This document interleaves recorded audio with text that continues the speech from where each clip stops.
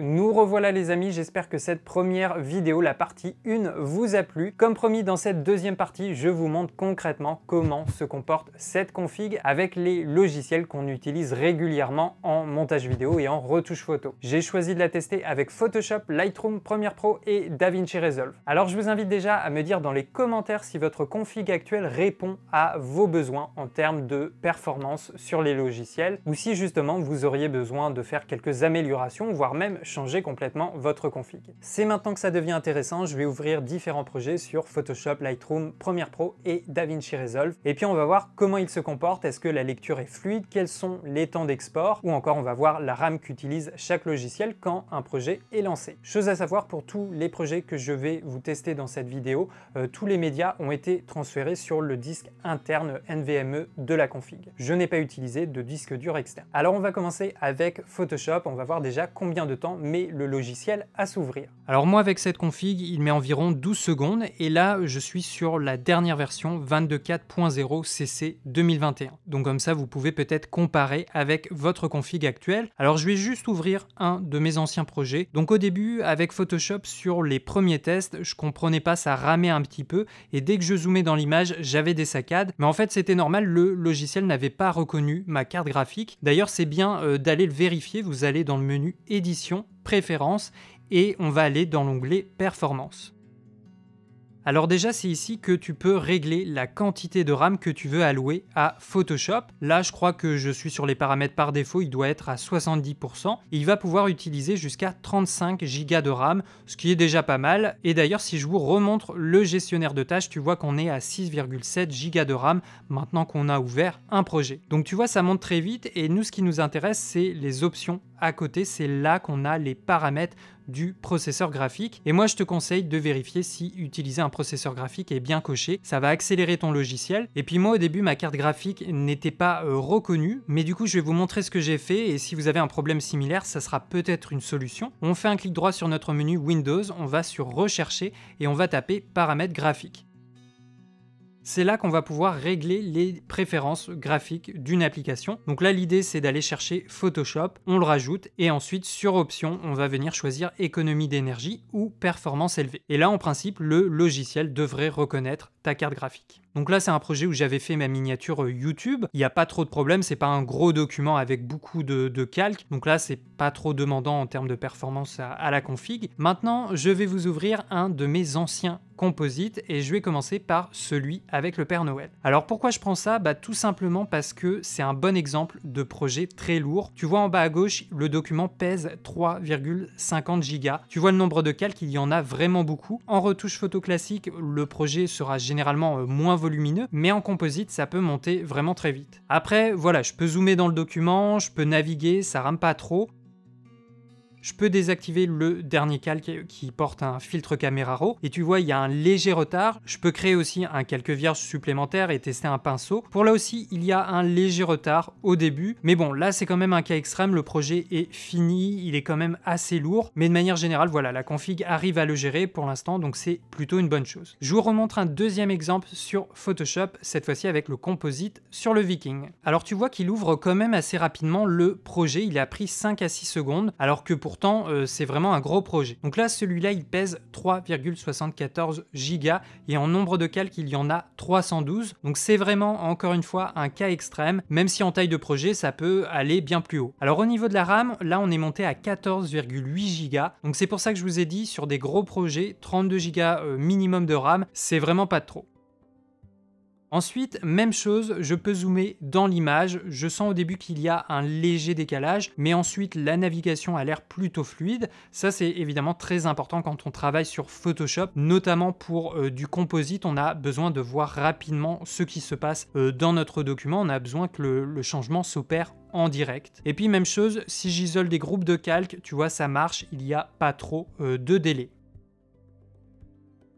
Donc voilà les exemples que je voulais vous montrer sur Photoshop. Bien évidemment, pour de la retouche photo classique avec quelques calques ou sur caméra raw, il n'y aura pas de souci. On va passer maintenant sur Lightroom. Même chose, on voit en combien de temps s'ouvre le logiciel.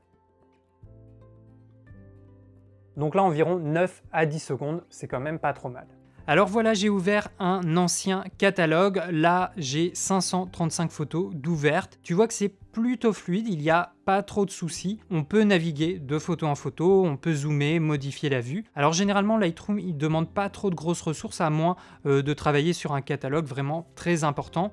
Côté RAM, pour l'instant, on est à 5,9 Go, donc c'est raisonnable, c'est un petit peu moins que Photoshop. Éventuellement, je peux vous montrer aussi la durée d'un export. Donc là, on a 535 photos à exporter. Je vais les exporter en JPEG et on est à 92 en qualité. Voilà, je lance l'export. Alors tu vois que le processeur tourne à 100% et que la carte graphique, elle, est très peu sollicitée pour Lightroom. Alors je sais pas si c'est normal qu'il tourne à 100% le processeur. En tout cas, du coup, ça lui a pris environ 7 minutes pour exporter 535 photos en JPEG. Donc ça vous fait quand même un élément de comparaison. Moi, ça me semble quand même assez rapide. Après, ce qui va être intéressant aussi avec ces logiciels, c'est d'utiliser plusieurs écrans. Par exemple, je vous ai testé il y a peu de temps le PA148CTV. C'est un petit moniteur externe de 14 pouces et justement on peut s'en servir comme deuxième écran, notamment si vous avez beaucoup de place sur votre bureau, ça peut être pratique. On peut aussi afficher une page internet, être sur YouTube, regarder un tutoriel et avoir son logiciel ouvert sur l'écran principal. Et puis on peut aussi afficher une photo en plein écran. Là en l'occurrence, comme l'écran est plus petit que le PA279CV, c'est peut-être plus intéressant d'y afficher par exemple notre bibliothèque avec toutes les photos du catalogue. Comme ça on peut naviguer assez facilement et peut-être trier nos photos plus rapidement. Donc ça c'était pour Lightroom, tu vois qu'il n'y a pas trop de soucis à se faire. Maintenant on va passer au logiciel de montage et on va commencer par Premiere Pro. Je vous montre déjà le temps de démarrage du logiciel. Alors je vais repasser sur la caméra parce que la capture d'écran sollicite un peu le processeur et pourrait fausser les tests. Donc là sur cette config, je suis sur la dernière version de Premiere Pro et voilà, ça met environ 7 secondes pour se lancer. Donc c'est quand même plutôt rapide. Ensuite je vous montre le gestionnaire de tâches. Tu vois quand le logiciel Premiere Pro est juste ouvert, on n'a pas encore lancé de projet. Il consomme environ 600 mégaoctets de RAM, donc pour l'instant ça va. Maintenant, je vais tout de suite ouvrir un gros projet, c'est celui du reportage que j'ai fait sur le forgeron il y a quelques mois et que j'ai entièrement filmé avec la FX3. La FX3, pour ceux qui ne le savent pas, c'est une caméra, on va dire milieu, début, haut de gamme et c'est aussi une caméra qui fait partie de la gamme cinéma de chez Sony. Donc comme ça vous donne vraiment l'exemple d'un projet qui est très lourd. Là, on a une séquence qui est en 4K, c'est des plans 10 bits en XAVC-S All Intra avec un débit moyen de 250 mégabits par seconde. Moi, le montage, je l'avais fait sur mon ancien PC portable et je l'avais fait entièrement sur proxy. Donc on va voir là, cette fois-ci, comment cette config gère ce projet. Encore une fois, j'utilise la caméra pour éviter la capture d'écran. Bon, déjà, tu peux voir que la génération des fichiers PK est assez rapide. Là, comme j'ai changé de disque, j'ai transféré le projet. Le logiciel est obligé de générer à nouveau chaque fichier. Ensuite, si je retourne voir la RAM utilisée, là, on est passé quasiment à 15 Go de RAM. Donc tu vois, ça monte très vite. Là, sur un PC à 16 Go de RAM, ça serait pas suffisant. Ou en tout cas, le logiciel serait fortement ralenti. Après, là, c'est vraiment l'exemple d'un gros projet. Il y a énormément de rush, c'est des fichiers très lourds et j'ai une séquence 4K de plus de 30 minutes. Donc c'est pour ça que là, en fait, il va me consommer beaucoup de RAM. Encore une fois, on peut aller dans les menus pour ajuster l'attribution de la RAM au logiciel. C'est la même chose, hein, menu édition, préférence, puis mémoire. Et là, on peut voir la quantité de RAM qui est allouée au logiciel. Tu peux aussi aller dans le menu fichier, puis réglage du projet et sur généralité. Et là, vérifie bien que le système de rendu soit bien sur l'accélération GPU Mercury. Pour AMD, ça va être OpenCL. Comme ça, pour certains effets, eh bien, il utilisera la carte graphique et ça devrait accélérer eh bien, les temps de calcul. Donc le premier test que je vais vous faire, c'est tout simplement bouger la tête de lecture à différents endroits de la timeline. Il n'y a rien de plus énervant d'avoir un décalage quand on bouge la tête de lecture et que l'image ne change pas ou qu'il y ait vraiment un temps de chargement assez long. Donc là, regardez bien la tête de lecture et l'image dans le visualiseur. Donc je te montre vraiment sans filtre ce qui se passe en direct. Donc tu vois que le changement n'est pas immédiat, il y a un petit décalage, parfois d'une seconde, parfois un petit peu moins, mais dans l'ensemble ça va, ça serait pas trop ennuyant, d'autant plus que là je rappelle, j'ai vraiment choisi un gros projet avec des fichiers très lourds qui sollicitent beaucoup les composants, et puis surtout là je n'utilise pas de proxy. Et puis maintenant si je fais glisser la tête de lecture à gauche à droite, alors pour moi là encore ce n'est pas un problème, il est quand même assez réactif, les changements se font quand même rapidement, donc ce n'est pas un souci. Et puis de manière générale, quand on travaille avec des des gros fichiers comme ça, il vaut peut-être mieux activer les proxys ou alors faire le montage sur une séquence Full HD et changer la taille de l'image juste avant l'export. Je vous montre aussi une lecture de la timeline en temps réel et je vais même changer la résolution de lecture et passer en pleine résolution.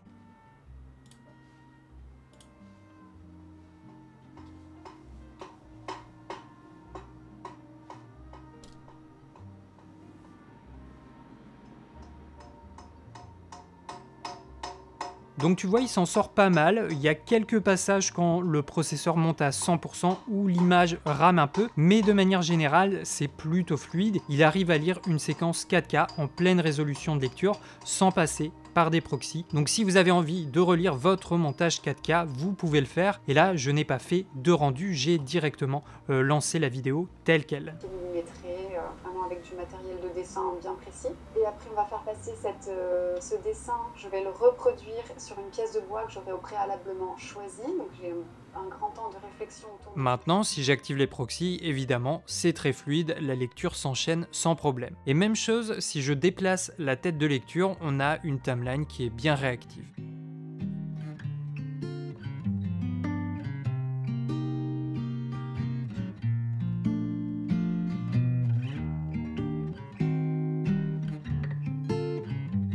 Maintenant, on va voir l'export. Évidemment, c'est quelque chose d'important. Bon, après, je sais pas vous, mais moi, quand je lance un export, je vais faire quelque chose d'autre, prendre l'air. Donc, je suis pas trop préoccupé par le temps d'export. Mais c'est vrai, un export rapide, c'est toujours préférable. Pour vous donner une idée, sur mon ancien PC portable qui a maintenant à peu près 5 ans, cet export en 4K, il a duré environ 4 à 5 heures.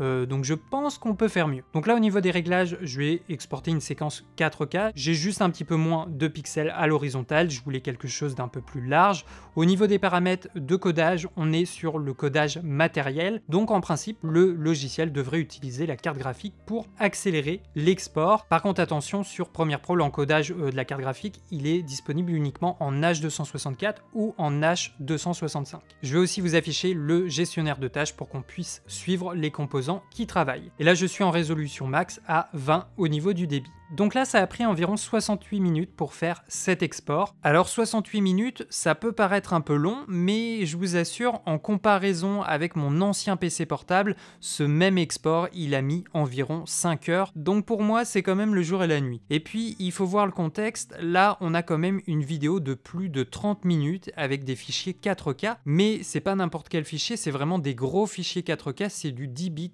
422 en XAVCS All Intra. Donc c'est vraiment des fichiers qui nécessitent de gros composants. Donc là, je trouve que la config se débrouille pas mal. Alors on pourrait se dire, on a l'impression que la carte graphique ne travaille pas quand on regarde le gestionnaire de tâches, mais non, justement, l'accélération matérielle permet à la carte de seconder le processeur. Et du coup, là, dans notre exemple, nos composants font moins d'efforts pour effectuer leurs tâches, et du coup, on a un export qui est aussi plus rapide. Alors tu vas voir, ça va être plus clair, je vais vous montrer un autre exemple. J'ai changé de projet, j'ai pris un de mes tests de matériel. Là, la séquence a fait environ 12 minutes et c'est toujours du 4K. Par contre, là, on est sur des fichiers beaucoup plus légers, c'est du 8 bits avec des débits moins élevés et il y a aussi beaucoup de captures. Donc en principe, ça devrait aller beaucoup plus vite. Donc même chose, export 4K en H264.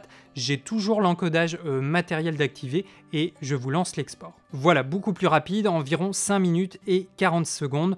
Donc c'est plutôt pas mal pour une séquence 4K. Et là, regarde bien le pourcentage d'utilisation de la carte graphique et du processeur. On est à 4-5% pour la carte graphique et à 30-40% pour le processeur. Retiens bien ces chiffres, on va les comparer avec le deuxième test. Je vous refais un export, même projet, même réglage, mais cette fois-ci, j'ai activé le codage logiciel. Et là, tu vois ce qui se passe, les composants ne sont plus aidés, ils doivent fournir beaucoup plus d'efforts pour répondre à la tâche qu'on leur a demandé. Tu vois que le processeur monte à 50-60% des fois et la carte graphique, elle est à plus de 20% et donc résultat, l'export est moins rapide. Donc si vous avez une carte graphique plutôt récente, je vous conseille le codage matériel.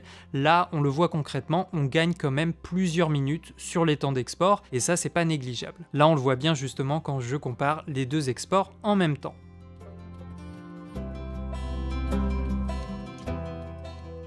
En tout cas, au niveau de la RAM, tu vois qu'il est déjà à 23 Go, donc ça a tendance à augmenter très vite si tu lui en donnes beaucoup. Donc de manière générale, ça tourne assez bien avec cette config sur Premiere Pro. On peut faire tourner sans problème des séquences Full HD et 4K sans passer par des proxys. Il y a des petits ralentissements sur des gros fichiers 4K avec des grosses compressions et des hauts débits, mais il s'en sort quand même pas mal. Et puis on finit par le dernier logiciel que j'utilise beaucoup en ce moment, et je sais que vous êtes beaucoup aussi à l'utiliser et à l'apprécier, c'est DaVinci Resolve version 17. Donc on va voir comment il se comporte avec cette config. Donc je commence même chose par le test de démarrage. Donc là DaVinci Resolve 17 met environ 31 secondes pour se lancer. Je vais dire que c'est plutôt pas mal parce que j'avais remarqué que c'est un logiciel qui met quand même beaucoup de temps au démarrage. Et au niveau de la mémoire, là je n'ai pas encore ouvert de projet, mais pour l'instant il utilise un peu plus d'1,6 Go de RAM. Alors j'ai repris un projet, c'est mon test du DJI RS2.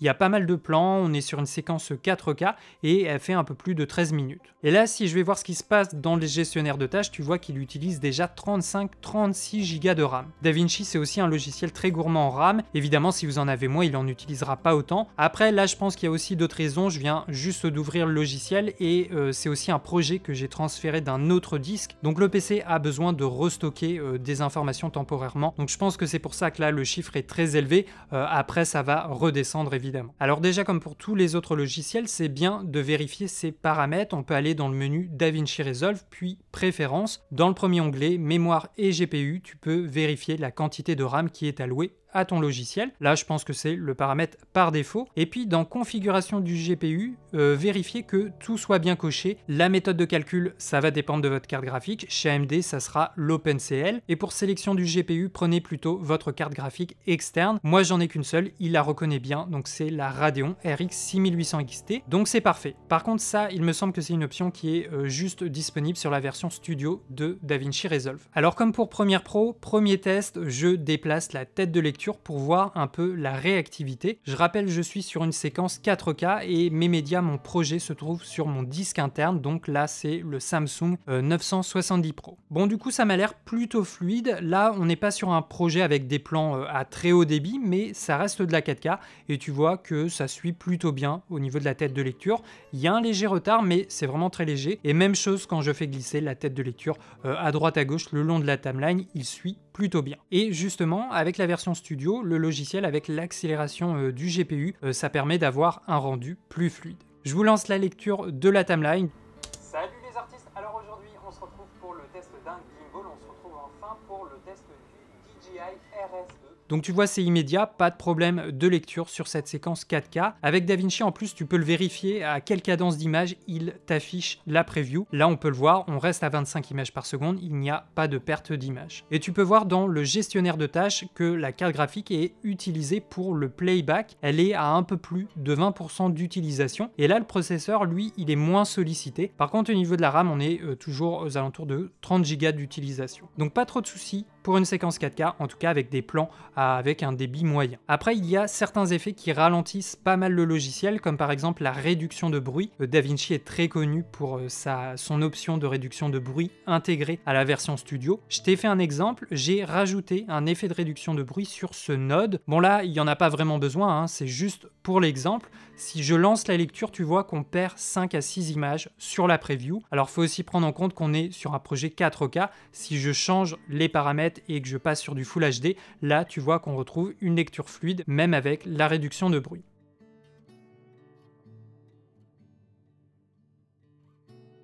Donc voilà, comme ça vous fait un élément de comparaison avec votre config actuelle. Maintenant, je vais terminer avec quelques tests d'export. Alors je vais vous faire deux exports avec un réglage différent. Bon là, pour les deux, on est sur un export 4K, mais pour le premier, au niveau de l'encodeur, je vais sur natif, et sur le deuxième export, je suis sur AMD. Donc là, on est plutôt sur l'encodage avec la carte graphique. Donc comme ça, on va pouvoir observer la différence. Donc pour le premier export, l'encodeur est sur natif. On voit que le processeur est beaucoup sollicité. Il va même monter à 100%. La carte graphique, elle ne bouge pas trop. Donc pour cette séquence 4K de 12 minutes, il a mis environ 10 minutes 30. Maintenant le deuxième export, c'est la même séquence, même réglage, mais l'encodeur est sur AMD cette fois-ci. Donc là, on voit que le processeur est beaucoup moins utilisé et la carte graphique est légèrement plus utilisée. Elle va travailler surtout quand il y a des effets ou des animations à l'écran. En tout cas, l'export est plus rapide, il a mis 6 minutes et 45 secondes, donc quasiment 4 minutes de moins par rapport à l'encodeur natif, et ça, c'est pas négligeable. Mais de toute façon, pour une séquence 4K, les deux exports m'ont semblé assez rapides.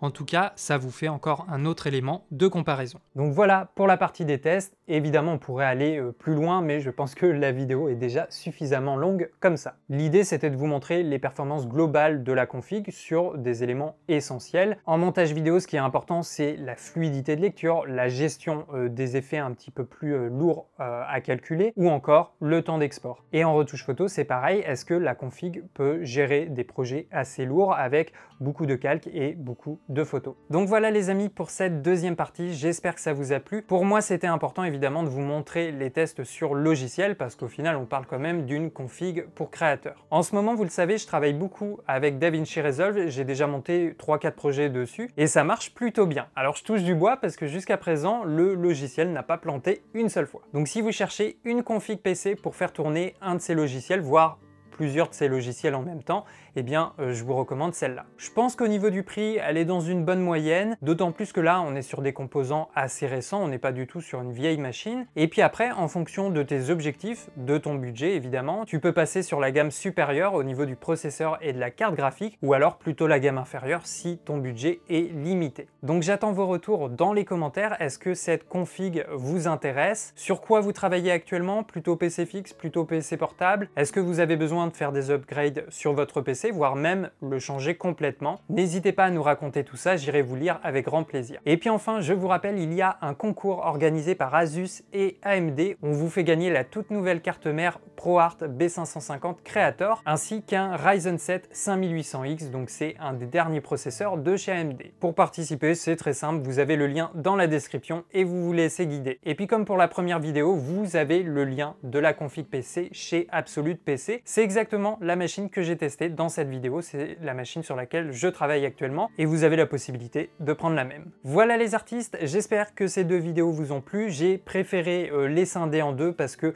je commençais à voir la durée totale de ma première vidéo et on était à plus de 50 minutes, donc je trouvais que c'était plus simple de les couper en deux. Et puis c'est aussi la première vidéo que je fais sur une config PC. Je me suis dit une config pour créateur, pour photographe, pour vidéaste.